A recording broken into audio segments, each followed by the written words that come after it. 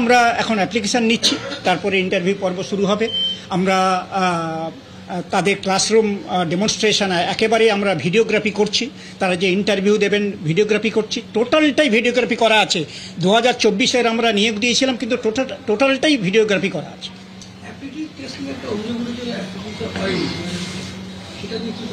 না না, আজকে মাননীয় হাইকোর্ট ডিভিশন বেঞ্চ আজকে ক্লিয়ারলি বলেছেন যে অ্যাপটিটিউড টেস্ট যে নেওয়া হয়নি, যেটা প্রমাণ উপস্থাপিত করা হয়েছে সেটা যথোপযুক্ত নয়। আমরা প্রমাণ দিয়েছিলাম যে অ্যাপটিটিউড টেস্ট নেওয়া হয়েছে, সেটা মাননীয় বিচারপতি ডিভিশন বেঞ্চ, মাননীয় আদালত সেটা মেনে নিয়েছেন। আপনার সময় কোনো অভিযোগ হচ্ছে না, কিন্তু আপনার আগে এই পর্ষদে এত অভিযোগ, যার ফলে প্রায় দুটো মিলিয়ে প্রায় 58,000 চাকরি বাতিল হয়েছে। আজকে যদিও সেটা খারিজ হয়েছে, কিন্তু এটা হলো কেন? মানে কি খামতি ছিল যেটা আপনি দূর করেছেন? না না, এটা মাননীয় মন্ত্রী একটু আগেই বললেন। 2016 সালে মাননীয় মন্ত্রী ছিলেন না, কিন্তু মন্ত্রক ছিল, আমিও ছিলাম না, কিন্তু 2016 সালে 42,627 জন চাকরি পেয়েছিলেন। তার মধ্যে 32 জনের প্রশিক্ষণ নেই বলে তাদের চাকরি বাতিল করে দেওয়া হয়েছিল। কিন্তু আপনারা জানেন সেটা কবে বাতিল করা হয়েছিল? 2023 সালের 12ই মে। কিন্তু আমাদের মন্ত্রক স্কুল এডুকেশন ডিপার্টমেন্ট 2017 সালে রাইট টু এডুকেশন অ্যাক্ট 2009 মোতাবেক 2017 সালের আগে সবার কিন্তু প্রশিক্ষণ সম্পূর্ণ করেছিলেন। তাহলে এই যুক্তি খাটে না। অ্যাপটিটিউড টেস্ট নেওয়া হয়েছিল, এর দ্বারা প্রমাণ হয় যে 2016 সালের নিয়োগ আজকে রায় থেকে বোঝা যাচ্ছে যে ট্রান্সপারেন্টলি হয়েছে। না দেখুন, আমি বললাম আজকের রায়ের ফলে এগুলো সবই তো খারিজ হয়েছে। আমি একটু বলবো যে আজকের এই যে আপনারা মাননীয় মন্ত্রী পর্ষদকে দিলেন, আমি বলবো যে পর্ষদ তো এডুকেশন ডিপার্টমেন্টের মন্ত্রকের একটি অংশ। এটা মাননীয় মন্ত্রী উনি 6 মাস শুধু নয়, আমি বলে দিচ্ছি 2023 সালের 12ই মে যেদিনকে 32,000 শিক্ষকের চাকরি যেদিনকে বাতিল হয়, তারপর থেকে উনি যেভাবে আমার উপদেশ দিয়েছেন, নির্দেশ দিয়েছেন, প্রতিটি স্টেপে কি করতে হবে তিনি নির্দেশ দিয়েছেন। মাননীয় মন্ত্রী অধ্যাপক ব্রাত্য বসু যদি না থাকতেন, আজকে আমরা এই যে বিজয়ের দোরগোড়ায় পৌঁছতে পারতাম না। আমি তাকে কৃতজ্ঞতা জানাচ্ছি। আমাদের যে হাইকোর্টের যে সম্মানিত মহামান্য যে ডিভিশন বেঞ্চের বিচারপতি যারা এই রায় দিয়েছেন, এবং পর্ষদের হয়ে যে সমস্ত যারা আমাদের কাউন্সিল ছিলেন, আইনজীবী ছিলেন, লয়ার ছিলেন, তাদের সবাইকে আমরা কৃতজ্ঞতা এবং ধন্যবাদ জানাচ্ছি। আমি যিনি না থাকলে পরে আমি বলবো যে সবটাই সুসম্পন্ন হতো না। তিনি হচ্ছেন আমাদের রাজ্যের সম্মানিত মুখ্যমন্ত্রী শ্রীমতী মমতা বন্দ্যোপাধ্যায়। পর্ষদ এবং আমি সরকারের অংশ হিসাবে, পর্ষদের সভাপতি হিসাবে আমি রাজ্যের সম্মানিত মুখ্যমন্ত্রী শ্রীমতী মমতা বন্দ্যোপাধ্যায়কে এই জয় উৎসর্গ করছি। এটা এসএসসি এর সঙ্গে কথা বলুন।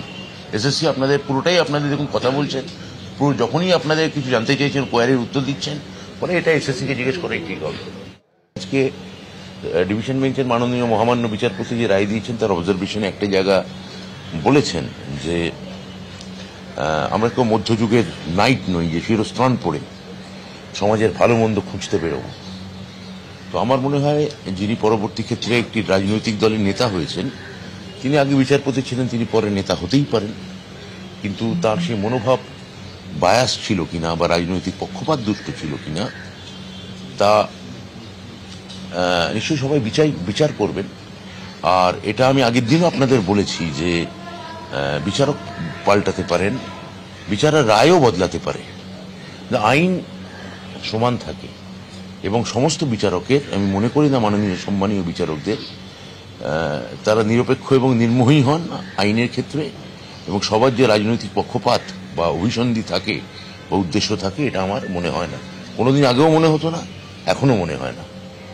আপনি মনে হয় যে এই রায়ের পর যে এই যে দুর্নীতির এত অভিযোগ ছিল সেটা নিয়ে কি বলবেন? যে দেখুন আমাদের কাজ বলবো অভিযোগ ছিল, ধরুন SMS এর চাকরি বা র্যাঙ্ক জাম, একাধিক অভিযোগ ছিল।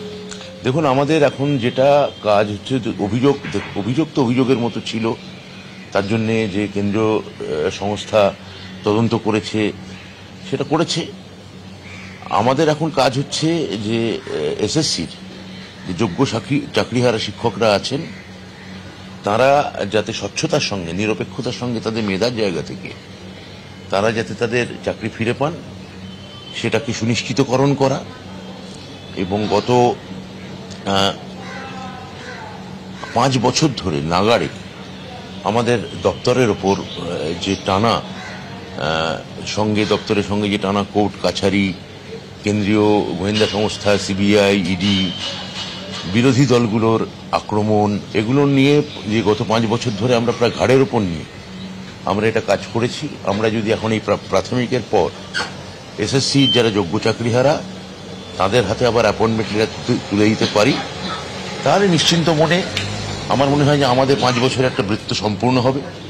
এটা হচ্ছে প্রথম কথা। এই বৃত্ত সম্পূর্ণ হলে আমরা আমাদের রাজনৈতিক দলও খুব নিশ্চিন্ত মনে সামনে যে নির্বাচন আছে নির্বাচনে অংশগ্রহণ করতে পারবে। বিচার ডিভিশন মধ্যে একটা কথা বলেছে যে বিরূপ প্রতিক্রিয়া তৈরি হতে পারে এই 32,000-এর চাকরি যদি বাতিল হয়। সেই প্রেক্ষাপটে এই রায় এইটাকে একটু বুঝতে পারলাম না, প্রশ্নটা আরেকবার বলুন।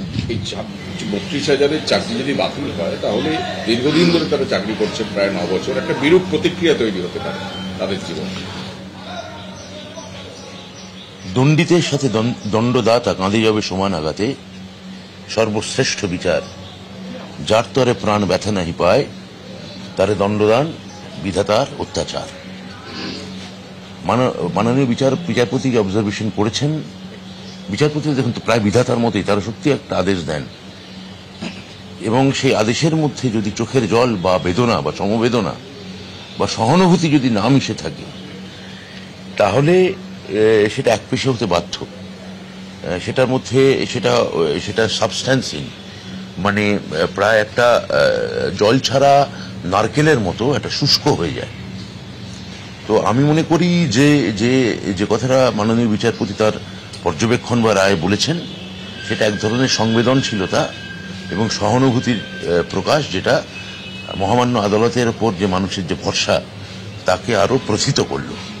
ডিভিশন বেঞ্চে তো এই রায় হলো, 32,000 চাকরি বহাল থাকলো। এক পক্ষ আইনজীবী তারা আজকেও বলেছেন যে তারা একে চ্যালেঞ্জ করে আবার সুপ্রিম কোর্টে যাবে, এবং যারা বঞ্চিত চাকরি প্রার্থী তারাও একই কথা বলছেন, তারা সুপ্রিম কোর্টে যাবে, তারা খুশি নয়।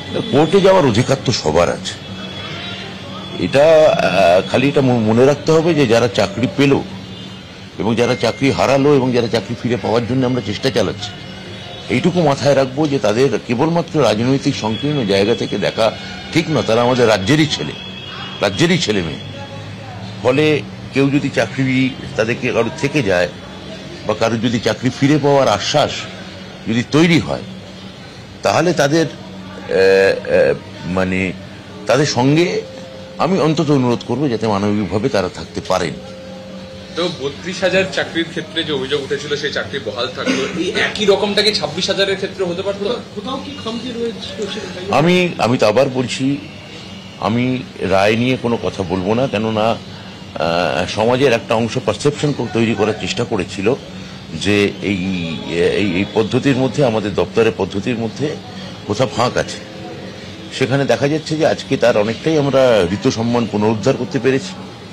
ফলে এইটা নিয়ে আপনারা যেরকম বলছেন যে এটা কি ফাঁক ছিল কিনা, আছে কিনা, তার থেকেও বড় কথা সেটা এই 26,000-এর মধ্যে যারা যোগ্য তাদের পরীক্ষা হয়ে গেছে, ফলাফল বেরিয়ে গেছে, যাচাইকরণ চলছে।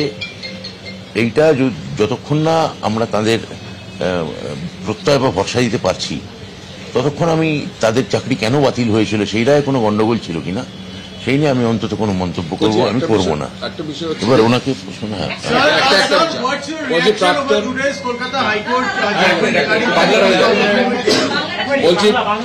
বলছি যে এই অতীত দেখা গেছে যে প্রাক্তন শিক্ষামন্ত্রীর জেল যাত্রা হয়েছে, প্রাথমিক শিক্ষা পর্ষদের সভাপতি তার জেল যাত্রা হয়েছে, অনেক দুর্নীতির অভিযোগ উঠেছে। আজকে যারা বঞ্চিত চাকরি প্রার্থী তারা প্রশ্ন তুলছেন তারা দুর্নীতির শিকার হয়েছেন। এই অর্ডারের পর এইগুলো কি তাহলে মিথ্যে হয়ে গেল? এটা তো মিথ্যে। দেখুন, কি মিথ্যে হলো কি সত্য হলো আমি বলতে পারবো না। আজকে যে শিক্ষকরা যাদের চাকরি থাকলো, যারা একটা মানসিক অনিশ্চয়তার মধ্যে ছিলেন, তারা যে আবার চাকরি কর্মস্থলে মাথা উঁচু করে যেতে পারবেন, এটাই আমাদের কাছে বড় কথা। যে 26,000 32,000 এইসব নিয়ে একটা প্রশ্ন বারে বারে উঠে পড়ছে যে শিক্ষা দপ্তর কি আদৌ নিরপেক্ষভাবে স্বচ্ছতার সঙ্গে পরীক্ষা নিতে পারে, এই প্রশ্ন বারে বারে বিরোধীদের। আমি তো গভীরভাবে বিশ্বাস করি যে যেভাবে আমরা এবার এসএসসি পরীক্ষা নিয়েছি বা প্রাইমারি টেট 2024, তাই তো নিয়োগ দিয়েছে 22-এ নিয়ে। হ্যাঁ, যে যে পরীক্ষা প্রাইমারি পর্ষদ নিয়েছে সেটা খুবই স্বচ্ছভাবে নিয়েছে এবং আমার মনে হয় যে এর এর এর ভারতবর্ষে অন্য কোনো রাজ্য এতটা স্বচ্ছতার সঙ্গে কোনো পরীক্ষা নিয়েছে কিনা। প্রথম কথা, চাকরি স্কুলের চাকরি তো পরীক্ষাই হয় না বেশিরভাগ রাজ্যে। আমাদের রাজ্যে তাও তো পরীক্ষা হয়, মুখ্যমন্ত্রী পরীক্ষা জারি রেখেছেন। তো এটা নিয়ে আর অন্য কোনো মানে এর স্বচ্ছতা নিয়ে যদি কেউ প্রশ্ন করেন, আমি বলবো, আমি তো আগেও বলেছি, কোর্টে যান, ওয়েলকাম করছি। কিন্তু আপনার দপ্তর এই স্বচ্ছতার কথা বলছেন, সেটা যদি মেনেও নেওয়া যায়, কিন্তু আগে এটা পারলো না কেন? আমি আগের আমার সময়, আগেকার যে সময় আমি ছিলাম না বা আমরা ছিলাম না, তার সঙ্গে আমি এখন এই মুহূর্তে এটা নিয়ে কোনো তুলনা করবো না। এটা আমাদের মেনে নিতে হবে, এটা একই সরকার, মন্ত্রক বা যাই চেঞ্জ হোক না কেন, বা মন্ত্রী বা চেয়ারম্যান চেঞ্জ হোক না কেন, এটা আমাদেরই সরকার, মমতা ব্যানার্জির সরকার। তো আমরা একত্রিত হই, আমরা এটা দায়ভার গ্রহণ করছি। তবু এই কর্মরত শিক্ষকরা, মানে যাদের চাকরি থেকে গেল, তারা আজকে অকাল দোল খেলছেন, আবির মাখছেন, মিষ্টি খাচ্ছেন, তাদের উদ্দেশ্যে কি বলছেন? আমি তাদের উদ্দেশ্যে বলবো যে আপনাদের অভিনন্দন। আপনাদের মধ্যে একটা গভীর উদ্বেগ এবং অনিশ্চয়তার মধ্যে কাটাতে হয়েছে। সেই উদ্বেগ এবং অনিশ্চয়তা আমাদেরও স্পর্শ করেছে। আমার মুখ্যমন্ত্রীকে বারবার, মমতা বন্দ্যোপাধ্যায়কে এই উদ্বেগের ছোঁয়াচ তার মধ্যে পড়েছে, আপনাদের উদ্বেগ। কিন্তু ফাইনালি আপনারা আজকে জিতেছেন, আপনারা কর্মস্থলে যেতে পারছেন এবং আজকে প্রাথমিক বেঞ্চের রায় ডিভিশন বেঞ্চ সেট অ্যাসাইড করে দিয়েছে, একপাশে সরিয়ে রাখা হয়েছে। ফলে আপনারা আবার মাথা উঁচু করে কর্মস্থলে যান এবং আমার মুখ্যমন্ত্রী, আমার সরকারের উপর ভরসা রাখুন। এবিপি আনন্দ, এগিয়ে থাকে, এগিয়ে রাখে।